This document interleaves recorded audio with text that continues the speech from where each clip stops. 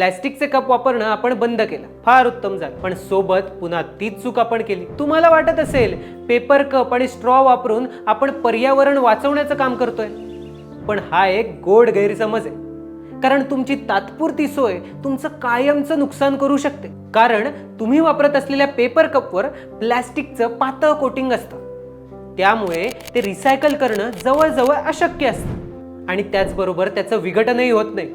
भारतात दररोज लाखो पेपर कप्स वापरले जातात आणि ते थेट कचऱ्यात जातात. इतकंच नाही तर गरम चहा, कॉफी या कपमध्ये टाकली तर त्यातील केमिकल्स आणि मायक्रोप्लास्टिक आपल्या शरीरात जातं. आजकाल कॅन्सर वाढी मागे हेच मोठं कारण असू शकतं आणि हेच घडतं स्ट्रॉ बाबतीत.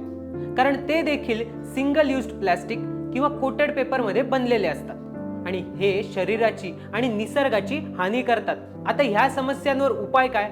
तर काच, बांबू, स्टील यापासून बनवलेले स्ट्रॉ आणि कप वापरा आणि आपल्या कॉलेज, कॅन्टीन आणि ऑफिसमध्ये सिंगल यूज्ड प्लॅस्टिकचे कप आणि स्ट्रॉवर बंदी आणा. आपली जबाबदारी स्वीकारा आणि फॉलो करा इतिपूर्णमला.